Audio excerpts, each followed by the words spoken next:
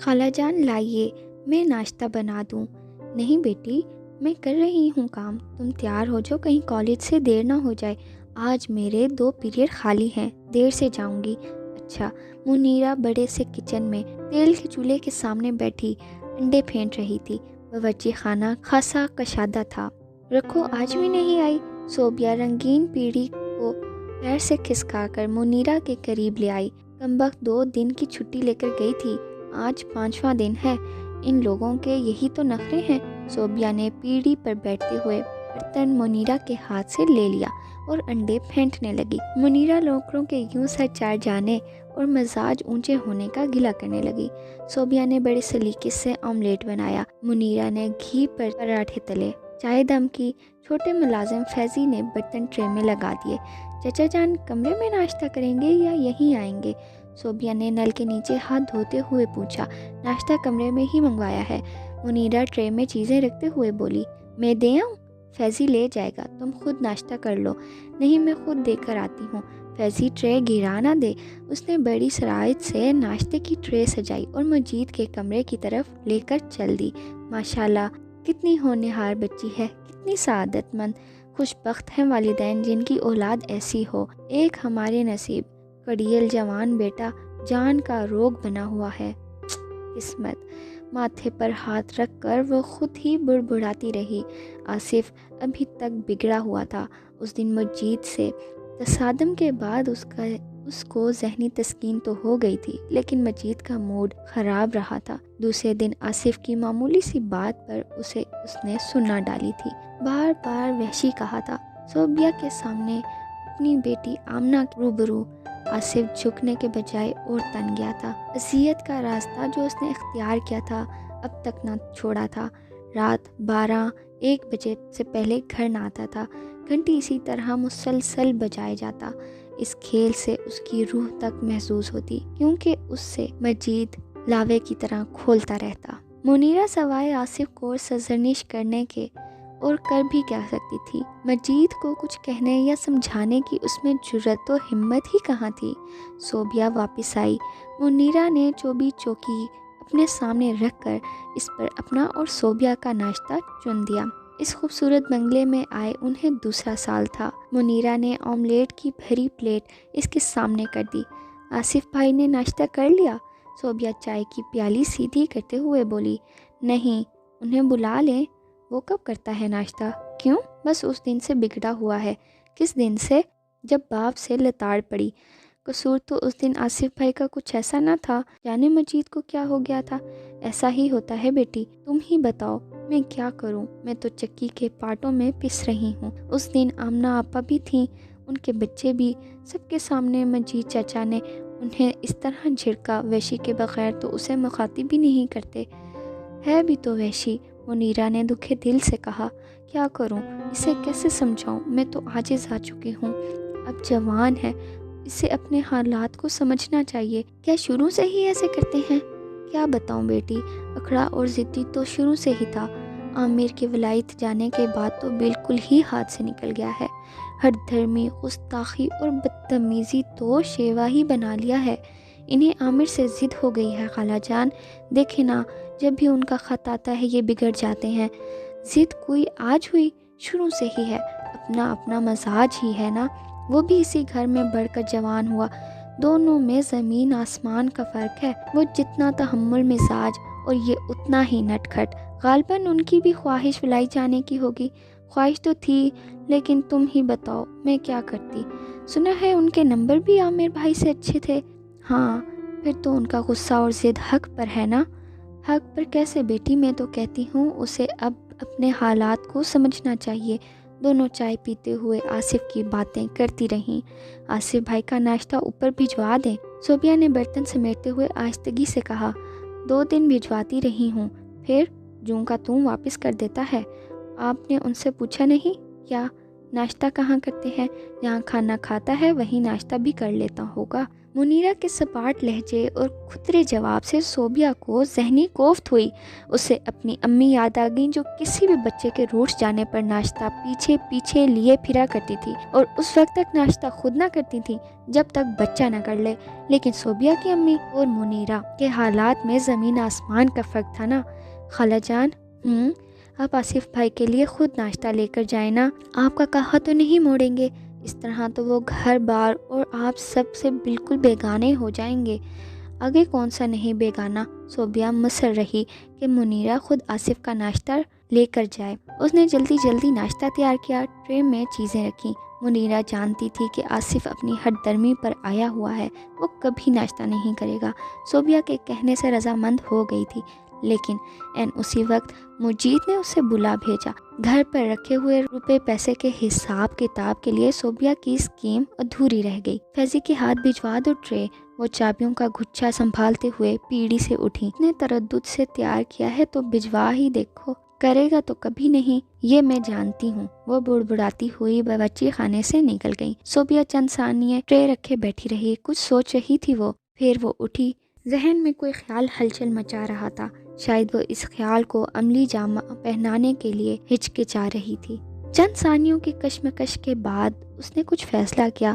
دوپٹہ ٹھیک سے کندھے پر ڈالا، قمیص پر آئی سلوٹیں دور کیں، کچھ سوچ کر مسکرائی، کچھ سمجھ کر سنجیدہ ہو گئی، پھر جھکی اور ٹرے اٹھا لی۔ ٹرے ہاتھوں میں لیے وہ پچھلے زینے سے اوپر چل دی۔ صوبیہ محتاط قدم رکھتی چائے کی ٹرے لیے زینہ طے کرنے لگی۔ آصف سامنے ہی دروازے میں کھڑا تھا۔ اس نے سفید قمیض اور پاجامہ پہن رکھا تھا، پاؤں میں سلیپر تھے، کندھے پر تولیہ، ہاتھ میں گول آئینہ اور چھوٹی سی کینچی لیے شیو کے بعد اپنی مونچھوں کی تراش درست کر رہا تھا۔ ذرا سا آئینہ نیچے کر کے اس نے سیڑھیوں سے ابھرتے صوبیہ کے چہرے پر نظر ڈالی، لیکن دوسرے ہی لمحے لاپرواہی سے اپنے کام میں مصروف ہو گیا۔ صوبیہ کا دل ضبط کی لاکھ کوشش کے باوجود دھڑک اٹھا۔ چہرے پر ایک آوارہ مسکراہٹ لیے وہ اس کی طرف بڑھی۔ آپ ناشتے کے لیے نیچے نہیں آئے؟ وہ ذرا بچ کر سمٹ کر اس کے قریب سے گزر کر کمرے میں داخل ہو گئی۔ آپ سے کس نے کہا ناشتہ لانے کو؟ وہ انتہائی کھدرے لہجے میں بولا۔ میں وہ اس لہجے سے گھبرا گئی۔ لے جائیے، مجھے ان چوچلوں کی ضرورت ہے نہ عادت، وہ تلخی سے بولا۔ نادم سے کھڑی دوپٹے کے کونے کو مسلتی رہی۔ لے جائیے، وہ دروازے سے ہٹتے ہوئے کرخت لہجے میں بولا۔ صوبیہ ندامت کے بھرپور احساس سے مٹی کا بت بن گئی۔ آصف نے بڑھ کر کرسی کی پشت سے اپنی پتلون اٹھائی، اٹیچی کیس سے سفید قمیض نکالی اور غسل خانے کی طرف بڑھ گیا۔ صوبیہ کچھ سنبھلی۔ آصف کے رویے سے اسے دکھ پہنچا۔ اس کے ساتھ تو آصف کو اس قسم کا سلوک نہیں کرنا چاہیے تھا۔ اس کا جی چاہا ٹرے زمین پر الٹ کر سارا ناشتہ پاؤں تلے مسل دے، لیکن اس نے تو بہت کچھ سوچ کر قدم اٹھایا تھا۔ آصف کو راہ راست پر لانے کے لیے جد و جہد کا آغاز کیا تھا۔ پہلے ہی قدم پر حوصلہ ہار دینا مناسب نہ تھا۔ اس نے اپنی ڈھارس خود ہی بندھائی، سبکی کے جان لیوا احساس کو ذہن سے جھٹکا اور ٹرے سے چیزیں نکال کر میز پر سجانے لگی۔ حالات و واقعات نے آصف کو پتھر کی وہ سل بنا دیا تھا جس پر کائی جم چکی تھی۔ صوبیہ نے اس کائی کو کھرچنے کا تہیہ کر لیا تھا۔ بڑے عزم اور حوصلے کے ساتھ وہ آصف کے غسل خانے سے باہر آنے کا انتظار کرنے لگی۔ آصف غسل خانے سے نکلا، صوبیہ اسے دیکھ کر مسکرا دی۔ آصف ایک لمحے کو ہراساں سا ہو گیا، پھر پلنگ کے تکیے پر پڑی ٹائی اٹھا کر اس کی جانب کمر کر کے کھڑکی میں رکھے آئینے میں ٹائی کی گرہ لگانے لگا۔ صوبیہ صاحبہ، میں کہہ چکا ہوں نا، میں ان چونچلوں کا نہ عادی ہوں اور نہ ان کی ضرورت سمجھتا ہوں، وہ پشت کیے بولا۔ اس کے لہجے میں کچھ نرمی پا کر صوبیہ کی ہمت بندھی۔ عادی ہو سکتے ہیں، نہ ہوں، لیکن ضرورت سے تو انکار نہیں کر سکتے، صوبیہ نے جواب دیا۔ اس نے جیسے کسی دکھتی رگ پر ہاتھ رکھ دیا تھا۔ بے چین ہو کر وہ پلٹا، اس کے ہاتھ ٹائی کے گرہ پر تھے اور وہ پوری آنکھیں کھولے صوبیہ کو دیکھ رہا تھا۔ اس کا ذہنی اضطراب ہاتھوں کی خفیف لرزش سے عیاں تھا۔ آصف صوبیہ کو دیکھتا رہا۔ اس کے ذہن میں اس رات کا دیکھا سپنا کوسوں خزاں کی حسین رنگوں کی طرح بکھر گیا۔ صوبیہ کا تبسم اور واضح ہو گیا، جیسے آنکھوں کی زد میں جلنے والے چراغ تیز جھونکے سے گزر جانے کے بعد سنبھل کر جگمگا اٹھے ہوں۔ آصف نے جلدی سے منہ پھیر لیا، اس تبسم سے وہ کچھ خوف زدہ سا ہو گیا تھا۔ اس نے جلدی سے ٹائی باندھی، کونٹی سے کوٹ اتارا، بوٹ پہنے اور جانے کے لیے دروازے کی طرف بڑھ گیا۔ ناشتہ نہیں کریں گے؟ صوبیہ نے شکست خوردہ آواز میں بولا۔ اس نے جواب کے بجائے سر گھما کر ایک بار پھر اسے غور سے دیکھا۔ میں آپ کے لیے ناشتہ لائی ہوں، سب کچھ ٹھنڈا ہو جائے گا، صوبیہ نے کہا۔ وہ اسے اسی انداز میں گھورتا رہا۔ خفا آپ چاچا جان سے ہیں اور غصہ ناشتے پر؟ صوبیہ، وہ ایک دم اس پر برس پڑا۔ میں اپنے معاملات میں آپ کی دخل اندازی بالکل بھی برداشت نہیں کروں گا۔ وہ غصے سے پیر پٹکتا باہر چلا گیا۔ صوبیہ ندامت اور کھسیانے پن سے مٹی ہو کر رہ گئی۔ ناشتہ اس کا منہ چڑھانے لگا۔ وحشی کہیں کا، اس کے لبوں سے بے ساختہ نکلا۔ اس کی آنکھوں میں آنسو آ گئے۔ دوسرے لمحے وہ تیزی سے سیڑھیاں طے کر کے اپنے کمرے کی طرف بھاگ رہی تھی۔ کتنی نادم، کتنی خفیف اور کتنی سبکی ہو رہی تھی وہ۔ ندامت جھنجھلاہٹ بن کر صوبیہ کے اعصاب پر سوار تھی۔ سارا دن بدمزگی سے گزرا، کالج میں بھی اس کا موڈ بگڑا ہی رہا۔ سمینا نے مذاق سے اسے بہلانے کی کوشش بھی کی، لیکن وہ اس کے مذاق سے چڑ گئی۔ جہنم میں جائے میری بلا سے۔ جس وقت بھی آصف کا خیال آیا، اس کے منہ سے یہی جملہ پھسل پڑا۔ اسے اپنے آپ پر غصہ آ رہا تھا، جو بڑی ہمدرد بن کر ناشتہ لے کر گئی تھی۔ دن میں کئی بار اسے وحشی کر کے دل کا غبار نکالا، اسے قصوروار ٹھہرایا، مجید چچا کو سچا گردانا، ہر طرح سے اپنے احساس کو تسکین دینے کی کوشش کی، لیکن جتنی اس نے کوشش کی اتنا ہی اسے اپنے ذہن پر مسلط پایا۔ وہ روحانسی ہو جاتی، مزاج چڑچڑا ہو گیا، پڑھائی میں قطعاً دل نہ لگتا، کالج بھی دیری سے جاتی۔ آصف سے اول تو کبھی سامنا ہی نہ ہو پاتا تھا۔ اگر وہ دن کے وقت گھر پر ہوتا اور اس سے اس کا سامنا ہو جاتا تو صوبیہ ماتھے پر شکنیں ڈال لیتی، منہ بسور کر قریب سے گزر جاتی، لیکن ان باتوں کا آصف پر اثر ہی کہاں تھا۔ بظاہر تو وہ پتھر کی ایسی سل تھا جس پر برف منجمد ہو چکی تھی۔ آصف کا وتیرہ وہی تھا، رات 12-1 بجے واپس آنا، مسلسل گھنٹی بجانا اور پھر تھپ تھپ کر کے گولائیوں والے زینے سے چڑھ کر اوپر چلے جانا۔ لیکن اس کے باوجود اتنے دنوں سے کوئی ہنگامہ نہیں ہوا تھا، شاید اس لیے کہ منیرہ اس کے آنے تک جاگتی رہتی تھی اور جو ہی وہ گھنٹی پر ہاتھ رکھتا دروازہ کھول دیتی۔ مجید کے اٹھنے دروازہ کھولنے کا موقع ہی نہ ملتا۔ دن گزرتے گئے، لیکن صوبیہ کو ذہنی کشمکش سے نجات نہ ملی۔ اس نے محسوس کیا کہ وہ آصف کی آمد کا لاشعوری طور پر انتظار کرتی رہتی ہے، ورنہ کیا وجہ کہ اس کے آنے تک اسے نیند ہی نہیں آتی، اور اگر آ بھی جاتی تو عین وقت پر آنکھ کھل جاتی تھی۔ کسی ایسی ہی رات تقریباً 12 بجے اس کی آنکھ کھل گئی۔ گھر میں مکمل خاموشی تھی۔ آصف آ چکا تھا یا نہیں، اس کا اسے علم نہ ہو سکا۔ وہ کافی دیر بستر پر پڑی جاگتی رہی، پھر اٹھی، چادر شانوں کے گرد اچھی طرح لپیٹی، کمرے کا دروازہ کھول کر کوریڈور میں نکل گئی۔ کوریڈور کی بتی جلا کر وہ کئی ثانیے بلا مقصد کھڑی رہی۔ مجید اور منیرہ کے کمرے کی بتیاں بند تھیں اور دونوں کے خراٹے فضا کے سکوت کو درہم برہم کر رہے تھے۔ منیرہ بھی سو چکی تھی۔ صوبیہ نے سمجھا آصف آ چکا ہے۔ وہ اپنے کمرے کی طرف جانے کے لیے مڑی، عین اسی وقت گھنٹی کی ٹن ٹن نے فضا کو بھر دیا۔ غیر ارادی طور پر وہ لپک کر ڈرائنگ روم میں گئی، بتی جلائی اور جلدی سے دروازہ کھول دیا۔ آصف اسے دیکھ کر ٹھٹکا، پھر غور سے بھرپور نگاہ اس پر ڈالی۔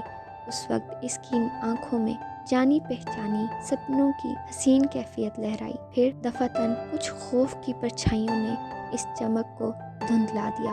صوبیہ اس کے انہماک سے لجا گئی اور ایک غیر محسوس لیکن فاتحانہ مسکراہٹ لبوں میں دبائے سبک اور نازک سی لہر کی طرح بل کھا کر دروازہ بند کر کے پلٹی۔ آصف کمرے سے جا چکا تھا۔ صوبیہ کو اس رات کافی دیر تک نیند نہ آئی۔ تصور کے دریچوں میں وہ اس کا عکس کو بار بار دیکھتی رہی، جو خاموشی سے ذہن پر دل فریب رنگ بکھیرتا چلا گیا تھا۔ اس رات سوتے جاگتے میں اس نے کئی بار ان آنکھوں میں گھلی گھلی محبت کی کیفیت کو دیکھا۔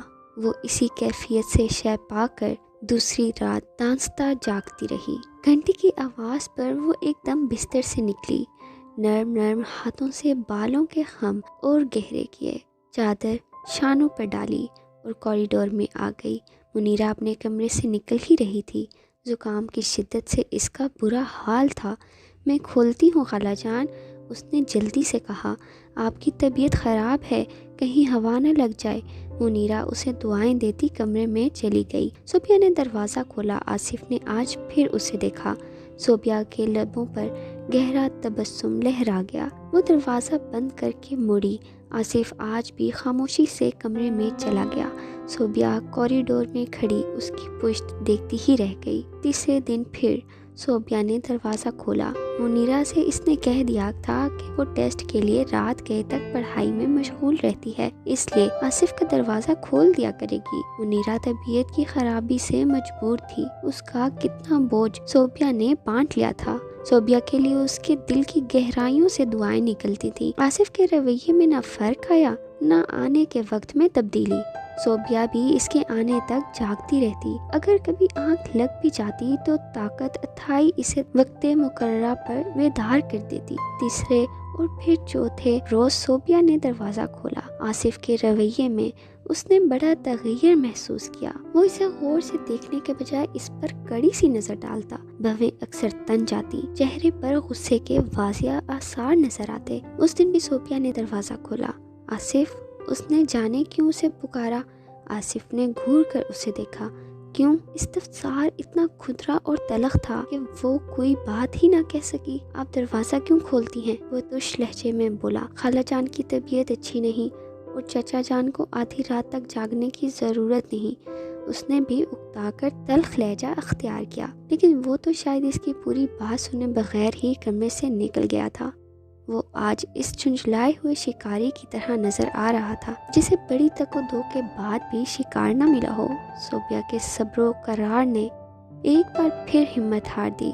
उसने आसिफ से कतई ताल्लुकी का और लापरवाही का अज़्म कर लिया, लेकिन इस दिल का क्या करती जो उस अखड़े और वहशी इंसान का दीवाना हुआ जा रहा था। अगली रात हस्बे मामूल आसिफ के इंतज़ार में जागती रही, लेकिन इसकी मजरू अना इससे दरवाज़ा खोलने के इरादे से बाज रख रही थी। उसने जागते रहने के बावजूद फैसला कर लिया कि आज वो आसिफ के लिए दरवाज़ा नहीं खोलेगी। 12 बजे और फिर 12:30, पौने 1 बजे इसकी आंखें नींद से बोझल होने लगी। शायद इसकी आंख लग भी गई। डस डस डस डस किसी ने मजीद के कमरे की बैरूनी खिड़की पीट डाली और अधकची नींद में डूबी सोबिया हड़बड़ा कर उठ बैठी। डस डस डस कोई बराबर खिड़की पीटे जा रहा था। सोबिया अधूरी नींद से बोझल आंखें मलती, कुछ खौफ और कुछ परेशानी के आलम में पलंग से कूदी और कॉरिडोर में पहुंच गई।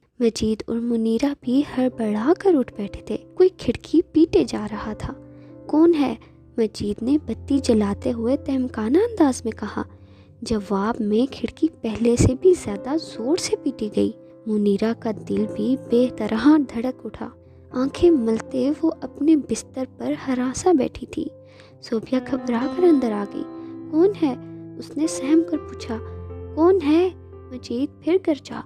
शायद वो जान गया था कि खिड़की पीटने वाला कौन हो सकता है। बोलते क्यों नहीं? कौन हो? गुस्से से पेचो-ताप खाकर वो चीखा। दरवाज़ा खोलो, इत्मीनान से जवाब दिया गया। आवाज़ पहचानने में किसी को दुश्वारी ना हुई। वो आसिफ था। दरवाजे का बच्चा। मजीद गुस्से से बेकाबू हो गया। मुनीरा भी सीख पा हुई। सोबिया हैरान सी खड़ी रही। मुनीरा उठकर दरवाज़ा खोलने को जाने लगी, लेकिन सोबिया ने जल्दी से कहा, आप बिस्तर से ना निकलें, मैं खोल देती हूँ। मजीद गुस्से में बुड़बुड़ाते हुए आसिफ को बेनकत सुनाने लगा। सोबिया ने दरवाज़ा खोला। आसिफ पतलून की जेबों में हाथ दिए अपने मखसूस अंदाज में चला आ रहा था। आज उसके लबों पर गहरा तबस्सुम था। उसकी आंखें शोखी से चमक रही थीं। مجید کے کوسنے دینے کی آوازیں ڈرائنگ روم میں صاف طور پر سنائی دے رہی تھیں۔ اس کمبخت نے میرے ناک میں دم کر دیا ہے، پھر تم مجھے کہتی ہو میں اپنا رویہ تبدیل کروں۔ اس کی حرکتیں انسانوں کی سی ہیں، وہ تو میرے سینے پر ناسور بن کر رہ گیا ہے، ہر حرکت اذیت دینے کو ہی کرتا ہے، وہ جان بوجھ کر ایسا کرتا ہے۔ اس نے یہی وتیرہ رکھا تو میں اسے اس گھر میں قدم نہیں رکھنے دوں گا۔ بہت دیکھ لیا، مجھ سے اب یہ عذاب برداشت نہیں ہوتا۔ صوبیہ دروازہ بند کر کے مڑی تو آصف کو کمرے کے وسط میں کھڑا پایا۔ وہ بڑے غور سے مجید کی آواز سن رہا تھا۔ صوبیہ ڈر گئی، کہیں آج پھر کوئی ہنگامہ نہ ہو جائے، لیکن وہ حیرت زدہ سی رہ گئی۔ آصف مسکرا رہا تھا، اس کی آنکھوں میں بے پناہ چمک تھی۔ وہ اس سائنسدان کی طرح مسرور و شادماں نظر آ رہا تھا جس کا کوئی نہایت ہی مشکل مسئلہ کامیابی سے ہمکنار ہو گیا ہو۔ صوبیہ نے اس کی جانب دیکھا، خلاف توقع اور خلاف معمول وہ اس کی آنکھوں میں آنکھیں ڈال کر بے آواز سی ہنس دیا۔ وہ گھبرا سی گئی۔ صوبیہ، اس نے آہستگی سے پکارا۔ اس کے کان ابھی تک مجید کی بک بک پر لگے ہوئے تھے۔ جی، وہ سٹپٹا سی گئی۔ آپ دروازہ کھولنے کے لیے جاگتی رہتی ہیں؟ وہ بھووں کی دائیں کمان اوپر اٹھا کر مسکرایا۔ جی، میں وہ ہکلا گئی، بلکہ بار بار چپکا کر اس نے آصف کی طرف دیکھنے کی کوشش کی۔ اس کی ادا ایسی کافرانہ تھی کہ آصف کا ایمان متزلزل ہو گیا۔ ایک لمحے کو وہ بھول گیا کہ وہ اپنی کس حس کی تسکین کے لیے یہاں کھڑا ہے۔ مجید کی آواز دور ہوتی ہوئی محسوس ہوئی۔ اسے اپنے سامنے کھڑی صوبیہ کے سوا کسی شے کا احساس نہ رہا۔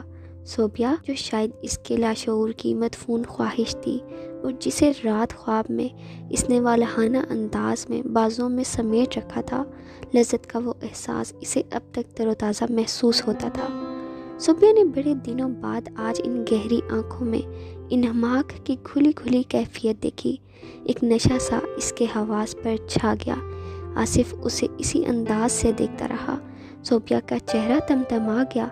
اس کی نظروں سے بچنے کے لیے اس نے مینٹل پیس پر رکھے گلدان سے پھول توڑنے کے بہانے منہ پھیر لیا۔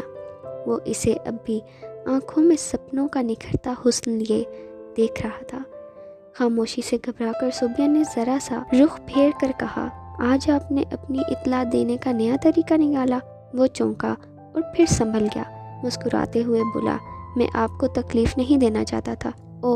وہ جانے کیا سمجھ کر بل کھا کر مڑی اور دل فریب انداز میں مسکراتے ہوئے کمرے سے نکل گئی۔ جاتے جاتے پردے سے ذرا سا چہرہ نکال کر اتنا ضرور کہا، میری تکلیف کا اتنا ہی خیال ہے تو ذرا جلدی کر آ جائے کرے نا۔ آصف کھویا کھویا اس پردے کو دیکھتا رہا جس کے پیچھے صوبیہ غائب ہوئی تھی۔ اسے کہہ دو جہاں سینگ سماتے ہیں چلا جائے، وہ اب میری قوت برداشت سے باہر حرکتیں کرنے لگا ہے۔ دل جلا ڈالا ہے کمبخت نے۔ مجید شاید منیرہ کی کسی بات سے پھر بھڑک اٹھا تھا۔ آصف صوبیہ کو بھول کر اس طرف پھر متوجہ ہو گیا۔ اس کی خوشیوں کو جیسے ٹھکانہ نہ مل رہا تھا۔ وہ اس وقت تک ڈرائنگ روم میں کھڑا رہا جب تک مجید کے غرانے، تلتمانے اور گرجنے کی صدائیں آتی رہیں۔ مجید کے مشتعل سراپا کا خیال کر کے آصف کے دل میں خوشی کا پاگل کر دینے والا احساس کروٹیں لے رہا تھا۔ انتقامی حس تسکین پا رہی تھی نا۔ آصف، آسی بیٹے، بڑے بڑے پھولوں والی سرخ رضائی طے کرتے منیرہ آصف کو پکار رہی تھی۔ 4 سالہ آصف آفت کا پر کالا ہی تو تھا۔ ذرا دھیان ادھر ادھر ہوا اور جناب گلی میں غائب۔ گلی بھی کیا، اچھی خاصی سڑک تھی۔ بیل گاڑیاں یکے بعد دیگرے سارا دن گزرتے ہی رہتے۔ 2-3 دفعہ بلانے پر جب آصف نہ بولا تو منیرہ رضائی وہیں پھینک کر باہر لپکی۔ منیر کے ساتھ وہ بھی باہر نہ نکل گیا ہو، لیکن برآمدے میں آتے ہی اس نے اطمینان کا سانس لیا۔ آصف گلی میں نہیں گیا تھا، بلکہ بڑی شان سے سائیکل پر برجمان تھا اور منیر ایک ہاتھ سے اسے سہارا دیے دوسرے سے سائیکل کا ہینڈل تھامے صحن میں چکر کاٹ رہا تھا۔ واہ واہ، منیرہ انہیں دیکھ کر مسکرائی۔ آج دفتر سے چھٹی ہے شاید؟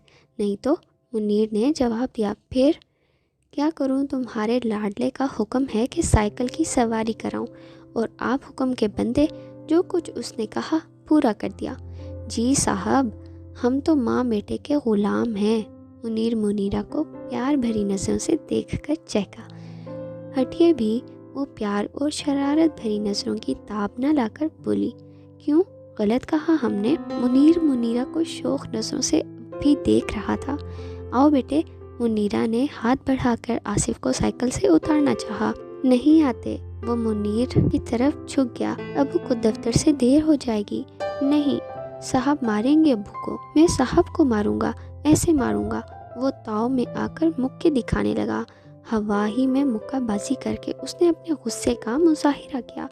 دیکھا ہمارا بیٹا؟ منیر کھلکھلا کر ہنس دیا اور اس کی معصوم حرکت پر منیرہ بھی مسکرا دی۔ چلو اب بس کرو، منیرہ نے ہاتھ بڑھایا۔ ابو کو جانے دو۔ توبہ، تم تو لیٹ لیے پیچھے ہی پڑ جاتی ہو، دفتر جانا ہی ہے نا؟ کون سا گھر تمہارے گھٹنے سے لگا بیٹھا رہوں گا؟ منیر شوق نظروں سے منیرہ کو دیکھ رہا تھا۔ روز ہی لیٹ ہو جاتے ہیں، کیا فرق پڑتا ہے؟ فکر تو مجھے ہونی چاہیے، آپ کو ہونے سے رہی۔ آپ کا بس چلے تو 10 بجے تک یہیں بیٹھے رہا کریں۔ کیا دل کی بات کہہ دی منیرہ؟ اللہ کی قسم، کس کافر کا دل 10 بجے بھی آفس جانے کو کرتا ہے؟ کم بخت نوکری لے ڈوبی ہمیں تو۔ ہم بھی کوئی رئیس ہوتے تو ٹھاٹ سے گھر بیٹھے اپنے بیٹوں سے کھیلا کرتے، بیٹوں کی امی سے دل لگی کیا کرتے۔ وہ حسین شوق نظروں سے منیرہ کو دیکھتے ہوئے بڑے مزاحیہ انداز میں بولا، واللہ زندگی کا لطف۔ بس بس، ہوش کی دنیا میں آئیے، 8 بجنے والے ہیں۔ منیرہ اس کی باتوں سے محظوظ ہوتے ہوئے مسکرائی۔ اچھا جناب، آ گئے ہوش کی دنیا میں، فرمائیے، دفتر تشریف لے جائیے۔ بہتر صاحب، سنبھالو اپنے لاڈلے کو۔ آؤ آصف، منیرہ نے آصف سے کہا۔ نہیں آتے، وہ اکڑ کر بیٹھا۔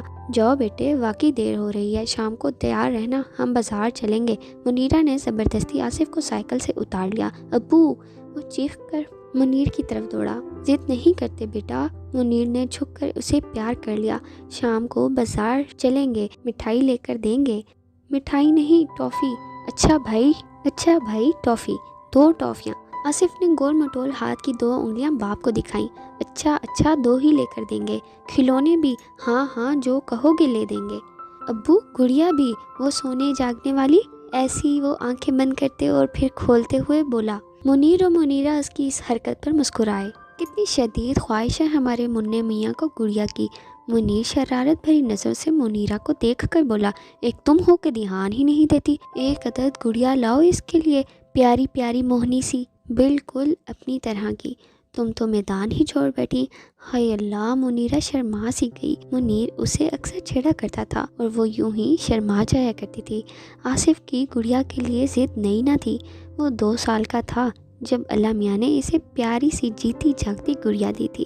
چھوٹی بہن سے ضد یا حسد کرنے کے بجائے وہ اس کا دیوانہ ہو گیا تھا، لیکن وہ گڑیا صرف 2 ہفتے ہی بعد چل بسی۔ منیرہ بھی سخت بیمار ہو گئی۔ بچی کا صدمہ میاں بیوی کو جو تھا سو تھا۔ آصف تو اسے کھو کر تڑپ اٹھا، کئی دن بخار میں مبتلا رہا۔ وہ اب اس گڑیا کو تو بھول چکا تھا، لیکن مصنوعی گڑیوں سے شدید لگاؤ تھا۔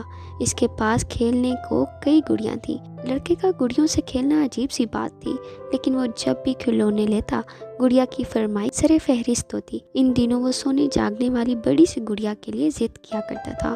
اتنی بڑی گڑیا لوں گا؟ آصف نے دونوں بازو پھیلا دیے۔ اچھا بھائی، اس دفعہ تو تمہیں ضرور لے کر دیں گے۔ تمہاری امی تو لانے سے رہیں۔ اس نے پھر منیرہ کو چھیڑا۔ بچی کی پیدائش کے بعد منیرہ کی بیماری نے خطرناک صورتحال اختیار کر لی تھی۔ اسی سے کچھ نقص شائد واقع ہو گیا تھا۔ تب سے اب تک کوئی امید نہ ہوئی تھی۔ منیر منیرہ کو چھیڑا کرتا تھا۔ بچوں کے لیے اس کی خواہش بھی شدید تھی، لیکن علاج معالجے سے بھی کوئی فرق نہ پڑا تھا۔ اب جائیے بھی، منیرہ نے آصف کی انگلی پکڑ کر اپنی طرف کر کے سائیکل کے لیے راستہ بنایا۔ اللہ کی قسم، جی نہیں چاہ رہا جانے کو۔ ابو نہ جاؤ، آصف باپ کی ٹانگوں سے لپٹ گیا۔ ہاں نہ جائیں، منیرہ نے اس کے بالوں کو سہلاتے ہوئے کہا۔ تمہارے لیے گڑیا لینے جائیں یا ٹافیاں، ہے نا؟ بھائی، اس ماں تو ضرور گڑیا لے کر دیں گے۔ ابو، آصف اس کی ٹانگوں سے پھر لپٹ گیا۔ کیا کرتے ہو آصف؟ منیرہ نے غصے سے ڈانٹا۔ ساری پینٹ مسل دی تم نے، گندی کر دی، ہاتھ بھی نہیں دھوئے تھے۔ رہنے دو، منیر نے کہا۔ بچہ ہے، وہ کیا سمجھے تمہاری صفائی کو؟ آپ نے تو اسے پیار میں بگاڑ دیا ہے۔ پگلی، پیار سے بھی کوئی بگڑتا ہے؟ کیوں نہیں بگڑتا؟ پھر اپنے متعلق کیا خیال ہے؟ تم تو بے حد زیادہ بگڑ چکی ہوگی۔ میں کیوں؟ وہ ان کی بات نہ سمجھی۔ تمہیں تو میں شدت سے پیار کرتا ہوں۔ منیر نے ہنستے ہوئے منیرہ کی ٹھوڑی کو چھوا۔ ہٹیے بھی 5 سالہ بیاہی منیرہ شوہر کی بات سے نئی نویلی دلہن کی طرح شرما گئی، اور منیر کسی مغرور نغمے کی طرح گنگناتا اس پر شوق نظر ڈالتا دروازے کی طرف چل دیا۔ آصف پھر دوڑا، لیکن منیرہ نے لپک کر اسے پکڑ لیا۔ اد کھلے دروازے سے وہ اپنے شوہر کو دیکھتی رہی۔ سڑک کا موڑ مڑنے سے پہلے منیر نے پھر پلٹ کر اسے دیکھا۔ کنڈی چڑھا کر منیرہ آصف کو ساتھ لے کر اندر آ گئی۔ منیرہ منیر کے ساتھ 2 کمرے کے اس چھوٹے سے مکان میں ہنسی خوشی زندگی بسر کر رہی تھی۔ چاہنے والا محبوب شوہر اور پھول کی طرح شگفتہ آصف اس کی زندگی کو پربہار بنائے تھا۔ گو آمدنی زیادہ نہ تھی، تاہم بڑے سکون سے کٹ رہی تھی۔ آصف کو ساتھ لیے کمرے میں آئی، بستر جھاڑے، رضائیاں طے کی، منیر کے اتارے ہوئے کپڑے کھونٹی پر ٹانگے، چپل پلنگ کے نیچے جوڑ کر رکھے، پانی کا گلاس آصف کو باورچی خانے میں رکھنے کو کہہ کر جھاڑ پونچھ اور صفائی میں لگ گئی۔ آصف میاں نے برآمدے میں ہی گلاس کو منزل مقصود پر پہنچا دیا۔ گلاس ٹوٹنے کی آواز پر منیرہ دوڑی آئی۔ آصف کے گالوں پر ایک تھپڑ جھڑ کر وہ خوبصورت گلاس کے ٹکڑے دیکھنے لگی۔ آصف رونے لگا۔ وہ آصف کو کوستے ہوئے ٹوٹی کرچیاں جمع کرنے لگی۔ کم بخت نے ایسا پیارا گلاس توڑ دیا، کتنا خوبصورت تھا، تم سے مضبوطی سے نہ پکڑا گیا، زبان چلانے میں تو خوب تیز ہو، کام ذرا سا نہیں ہو سکا۔ آصف اپنی مٹھیاں آنکھوں میں گھسائے جا رہا تھا۔ رو رو کے اس کی آواز بیٹھتی ہی جا رہی تھی۔ باپ کا لاڈلا تھا، کبھی اس نے پھول تک نہ مارا تھا۔ ماں اکثر باپ کی غیر حاضری میں 2 چار لگا کر معاملہ برابر کر دیا کرتی تھی۔ آصف کی ذہنی نشو و نما کا اسے علم نہ تھا۔ بچہ اسی لیے باپ سے زیادہ پیار کرتا تھا، ماں سے لگاؤ زیادہ نہ تھا۔ آصف کا آنسوں سے تر چہرہ دیکھ کر وہ گلاس کو بھول گئی، بازوں میں بھر کر اسے پیار کرنے لگی۔ اسے منیر کا خیال آ گیا، اگر وہ اسے آصف کو یوں تھپڑ لگاتا دیکھ لیتا تو جانے منیرہ کی کیا گت بناتا۔ بہلا پسلا کر اس نے آصف کو خوش کر لیا اور پھر گھر کے کاموں میں مشغول ہو گئی۔ منیرہ برآمدے میں سلائی کی مشین رکھے بیٹھی تھی۔ آصف کو اس نے نہلا دھلا کر سلا دیا تھا۔ گھر کے کام کاج سے فارغ ہو کر یہی وقت تھا جو وہ سوئی سلائی کے لیے نکال سکتی تھی۔ آصف کے سامنے تو مشین لے کر بیٹھنے کا سوال ہی نہ تھا۔ ماں سے زیادہ وہ خود کاریگر بننے کی کوشش کرتا تھا۔ کبھی دھاگا توڑا ہے، کبھی ہتھی کو گردش دے رہا ہے، کبھی خود مشین پر چڑھ بیٹھا ہے۔ منیرہ ڈانٹتی تو مشین کے سوراخوں میں کوئی نہ کوئی چیز پھنسا دیتا۔ منیرہ مشین کا کام آصف کو سلا کر ہی کیا کرتی تھی۔ صحن کی درمیانی دیوار سے سر نکالے بھی ہمسائی باتیں کیے جا رہی تھی۔ وہ جہاں بھر کے قصے منیرہ کو سنا رہی تھی۔ منیرہ بھی کام میں منہمک ہونے کے باوجود پوری دلچسپی سے اس کے قصے سن رہی تھی۔ کیا بتاؤں بہن، میاں تو بے اقدام غلام ہیں، جس وقت دیکھو۔ لیکن دروازے پر دستک نے بھی ہمسائی کا جملہ ادھورا ہی رہنے دیا۔ تمہارا دروازہ ہے شاید، بھی ہمسائی کہتے ہوئے اپنے صحن میں غوطہ لگا گئی۔ کون؟ منیرہ نے مشین کی ہتھی پر ہاتھ رکھ کر دروازے کی طرف دیکھا۔ دروازہ پھر کھٹکایا گیا۔ منیرہ کام چھوڑ کر جلدی سے اٹھی، دوپٹہ درست کیا، پاؤں میں سلیپر اوڑھے سے اور جلدی سے دروازے کی طرف لپکی۔ کون ہے؟ اس نے دروازے کے قریب پہنچ کر پوچھا۔ میں ہوں بھابھی، اعظم ہوں، بھاری بھاری روکتی آواز آئی۔ اعظم اسی محلے میں رہتا تھا، منیر کے دفتر میں بھی کام کرتا تھا، آپس میں گہری دوستی تھی۔ منیرہ اعظم کو اچھی طرح جانتی تھی، لیکن آج اس کی آواز کچھ بھرائی تھی، شاید زکام کا اثر ہو، لیکن پھر بھی منیرہ کو کچھ بے اطمینانی سی ہوئی۔ دروازے کی اوٹ میں کھڑے ہو کر اس نے تھوڑا سا پٹ کھول کر باہر جھانکا۔ وہ اعظم ہی تھا، لیکن جس حلقے میں اعظم کھڑا تھا منیرہ ششدر سی رہ گئی۔ اس کے بال بکھرے تھے، رنگ اڑا تھا، آنکھیں سرخ تھی، سخت پریشانی اور اضطراب کے عالم میں ہاتھ مسل رہا تھا۔ وہ شاید کام بھی رہا تھا۔ سامنے ہی وہ تانگا بھی کھڑا تھا جس سے ابھی اعظم اترا تھا۔ کیا بات ہے اعظم بھائی؟ منیرہ کے ہاتھ پاؤں سنسنانے لگے۔ بھابھی، اعظم کی بھاری آواز پھٹکی۔ اس نے جلدی سے منہ پھیر کر دل پھیر لیا۔ خیریت تو ہے اعظم بھائی؟ منیرہ کے سارے وجود میں سنسناہٹ سی محسوس ہونے لگی۔ کسی نامعلوم خدشے سے اس کا دل بیٹھ ہی تو گیا۔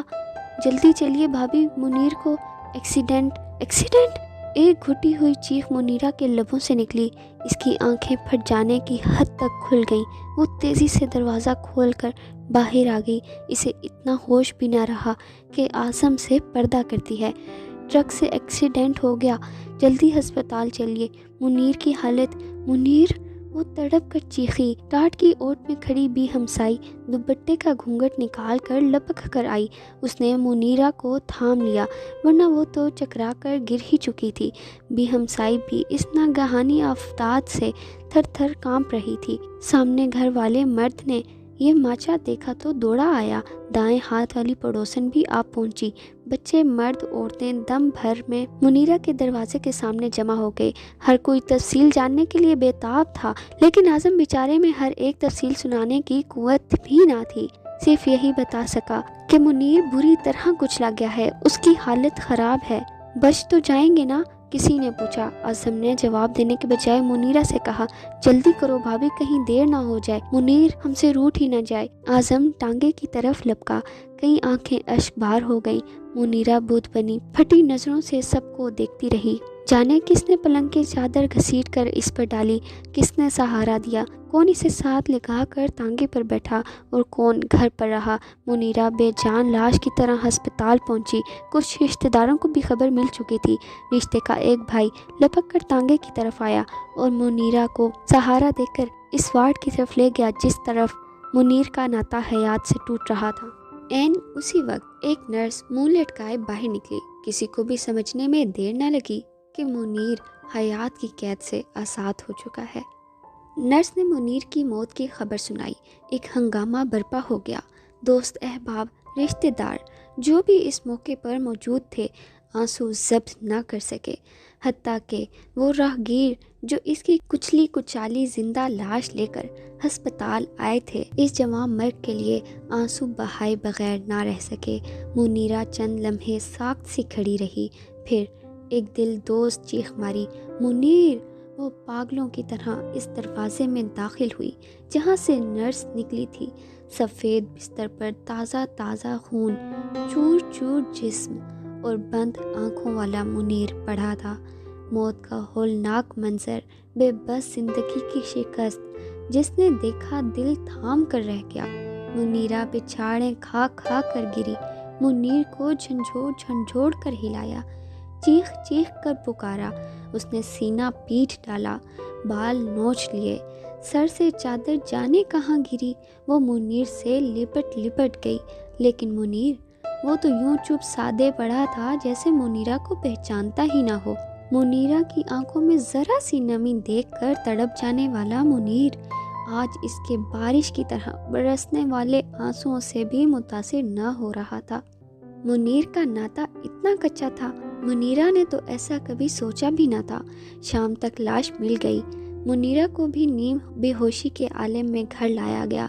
घर में एक कोहराम मच गया, क़यामत बर्पा हो गई। वही पुरसकून और खामोश सा घर जहाँ मुनीर और मुनीरा एक दूसरे के प्यार में डूबे राह ज़िंदगी पर गामज़न थे, मैदान हशर की तरह दिखाई देने लगा। मुनीरा को तो कुछ होश ही ना था।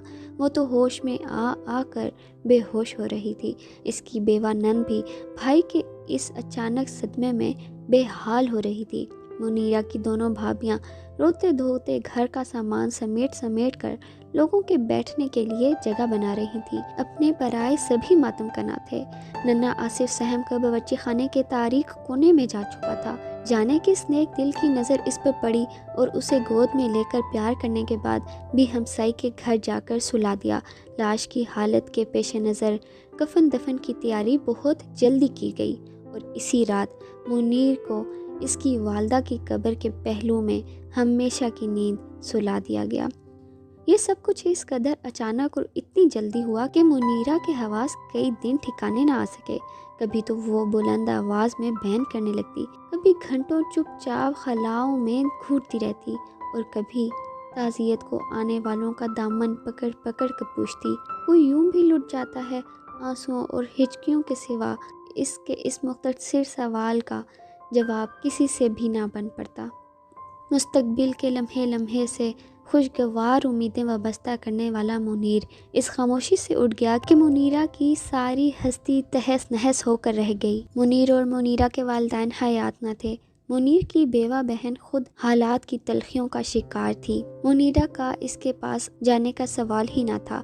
ले देकर दो भाई थे, अब उसका वही सहारा थे। सीलन और बदबू वाली तंग गली के जहाँ धूप का कभी गुजर हुआ ही ना था, ایک بوسیدہ سے مکان میں منیرہ کے دونوں بھائی رہائش پذیر تھے۔ نچلے حصے میں بڑا بھائی رہتا تھا۔ اس کے لمبے چوڑے خاندان میں 8 چھوٹے بڑے بچوں کے علاوہ نابینا بھی شامل تھا۔ نواں بچہ بیوی کے جل تھل کرتے وجود میں پرورش پا رہا تھا۔ آمدنی قلیل تھی، گزارا بھی مشکل سے ہی ہوتا تھا۔ نچلے حصے کی بیٹھک بھی بڑے بھائی کے قبضے میں تھی۔ بیٹھک کا ایک دروازہ گلی اور دوسری لمبی تاریک اور کچی ڈیڑھی میں کھلتا تھا۔ منیرہ کی بھابھی خورشید بچوں کی افراد اور پیسے کی قلت سے بے حد چڑچڑی ہو گئی تھی۔ سارا دن بچوں کو بددعائیں دیتے گزر جاتا تھا۔ صفائی کے نام سے بھی واقف نہ تھی۔ اتنے لاؤ لشکر کو سنبھالنا ہمت کا کام تھا۔ میلے کچیلے بچے دالان میں رینگتے رینگتے گلیوں میں پہنچ کر جوانی کی حدود میں داخل ہوتے جا رہے تھے۔ گندگی کے عادی ہو چکے تھے۔ میلے میلے لمبے لمبے فراقوں والی لڑکیاں اور گھٹنوں سے نیچے ڈھلکی نکروں سے باہر نکلتے کرتوں والے لڑکے سارا دن دھما چوکڑی مچائے رکھتے تھے۔ اوپر والے حصے کے دونوں کمرے چھوٹے بھائی بدرالدین کے قبضہ میں تھے۔ آمدنی تو اس کی بھی فافر نہ تھی، لیکن اس کی بیوی سردار سلیقے والی عورت تھی، کچھ ویسے بھی صفائی پسند تھی، اس لیے اوپر والا یہ حصہ بوسیدہ ہونے کے باوجود صاف ستھرا تھا۔ صحن کے ساتھ ہی چھوٹا سا باورچی خانہ تھا جسے سردار ہمیشہ لے پوت کر صاف ستھرا رکھتی۔ آٹے کے کنستر اور گھی کے ٹن بھی چمکتے رہتے۔ دونوں کمروں میں سامان ترتیب سے رکھا تھا۔ بکس کرینے سے اوپر نیچے رکھے رہتے اور سردار پرانی چادروں سے کٹاؤ دار غلاف بنا کر ان پر ڈال دیا کرتی۔ اس کے بچے صاف ستھرے رہتے، لیکن ان کی اخلاقی تربیت ڈھنگ سے نہ ہو رہی تھی۔ اس کی وجہ نیچے والوں سے نت نئی لڑائیاں تھیں۔ خورشید کے میلے کچیلے بچے جب بھی اوپر آتے بے دریغ پلنگوں پر چڑھ کر لت پت پیروں کے نشان بنا دیتے۔ سردار ان کے کان مروڑ دیتی، بے نقد سنا ڈالتی، اور جب اس کی آواز خورشید کے کانوں تک پہنچتی تو اچھی خاصی لڑائی کا سامان ہو جاتا۔ پھر نیچے سے خورشید اور اوپر سے سردار دونوں بلا سوچے سمجھے بکتے جاتی۔ جب مائیں شروع ہوتی تو بچے بھی ایک دوسرے کو کوسنے لگتے اور اکثر گتھم گتھا ہو جاتے۔ اس قسم کے گھر اور اس طرح کے ماحول میں تقدیر نے منیرہ کو لاپٹخا، منیرہ جو اپنے چھوٹے سے صاف ستھرے گھر میں مسرتوں کے جھولے جھول رہی تھی، چھوٹا سا گھر جہاں وہ اور منیر زندگی بھر ساتھ دینے کی قسمیں کھا کر ایک دوسرے کے سہارے راہ زندگی پر گامزن تھے، جہاں اس کی مسرت بھرے کہکوں کی گونج تھی اور جس کی فضا میں ان کے پیار کے سینکڑوں رازوں کی باس رچی تھی، وہ گھر اجڑ گیا۔ زندگی بھر ساتھ دینے کی قسمیں ٹوٹ گئیں، مسرتوں کے کہکے چیخیں بن گئیں، راز بکھر گئے، اور بدنصیب منیرہ اپنے پھول سے لاڈلے بچے کو لے کر بھائیوں کے در پر آن پڑی۔ منیر سے بچھڑنے کے بعد گھر سے بچھڑنے کا چرکا بھی کھایا، تڑپ کر روئی اور رو رو کر تڑپی، لیکن تقدیر یہی تھی، کیا کر سکتی تھی۔ زخم تازہ تازہ تھا۔ بھائیوں نے بہن کے سر پر شفقت کا ہاتھ رکھا، بھابھیوں نے بھی آنسو بہانے میں ساتھ دیا، آنے جانے والوں نے بھی زخم پر مرہم رکھنے کی کوشش کی، لیکن منیرہ کا غم ایسا تو نہ تھا جو ان باتوں سے مٹ جاتا۔ روتے دھوتے دن گزرنے لگے۔ ماں بیٹا جب بہت بے چین ہوتے تو منیر کی قبر پر جا بیٹھتے۔ آصف ماں کے سمجھانے کے باوجود یقین نہ کرتا کہ اسے سائیکل کی سواری کرانے، بازار سے ٹافیاں خرید کے دینے اور کندھوں پر بٹھا کے گھوڑا بننے والا ابو یوں مٹی کا ڈھیر بھی بن سکتا ہے۔ خود منیرہ بھی دیوانگی کے عالم میں قبر سے لپٹ کر یہی سوچا کرتی، اتنا شوخ، اتنا چلبلا اور ہر وقت ہنسنے ہنسانے والا منیر منو مٹی کے نیچے کیوں کر دم سادے پڑا ہے۔ جنون کے عالم میں کئی بار اس نے مٹی کے ڈھیر کو جھنجھوڑ ڈالا تھا، لیکن جانے والا منہ موڑ کر جا چکا تھا، اسے اب ان حرکات سے واسطہ بھی کیا رہ گیا تھا۔ امی گھر چلو، آصف بری طرح مچلا ہوا تھا۔ آصف بیٹے یوں تنگ نہیں کرتے، گلوگیر آواز میں منیرہ کہہ رہی تھی۔ اپنے گھر میں چلو امی، ابو کے پاس چلو۔ اس نے چیخ کر ماں کا بازو کھینچا۔ میں یہاں نہیں رہتا، اپنے گھر چلو۔ آصف ابو پاس چلو نا، ابو۔ منیرہ کا پیمانہ صبر چھلک گیا۔ آصف جوں جوں مچلتا گیا، منیرہ کے آنسو تیز ہوتے گئے۔ ابو گھر آئے ہیں، میری ٹافیاں لائی ہیں امی، گڑیا بھی، اور پھر بس اوڑھنا بھول کر وہ اپنے گرد کھڑے خورشید کے بچوں کو اپنے ابو کے بارے میں بتانے لگتا۔ میرے ابو اتنے پیار کرتے ہیں مجھے۔ اس نے دونوں بازو پھیلا دیے۔ چیزیں بھی لا کر دیتے ہیں، کھلونے بھی۔ جب اللہ میاں پاس سے آئیں گے تو اتنی بڑی گڑیا لے کر آئیں گے۔ ہاں ہے نا امی؟ وہ پھر ماں کی طرف متوجہ ہو گیا، جو خورشید کے پاس پیڑھی پر بیٹھی آنچل سے منہ چھپائی سسکیاں بھر رہی تھی۔ امی، ابو، آصف ایک دم منہ بسوڑنے لگا۔ ہائے ہائے، کیا بچہ ہے، ہر وقت ایک ہی رٹ۔ تم بھی کمال ہی کرتی ہو منیرہ، یوں رونے دھونے سے بھی وقت گزرتا ہے کیا؟ بچے کو بہلاؤ، تم تو الٹا خود ہی آنسو بہانے بیٹھ جاتی ہو۔ یوں بھی دن گزریں گے کیا بھلا؟ کچھ کام کاج میں دھیان لگایا کرو، اسے باہر گلی میں کھیلنے بھیجا کرو۔ تم تو سارا دن بس اسے گلے لگائے ہی بیٹھی رہتی ہو۔ بچہ ہے، کیا سمجھ سکتا ہے؟ تم تو بچہ نہیں ہو نا؟ منیرہ نے آنسو پونچھے، لیکن آنسو رکے نہیں۔ آج خورشید کے لہجے میں ہمدردی کی جگہ اس نے تلخی سی محسوس کی۔ اس کا سینہ غم سے پھٹنے لگا۔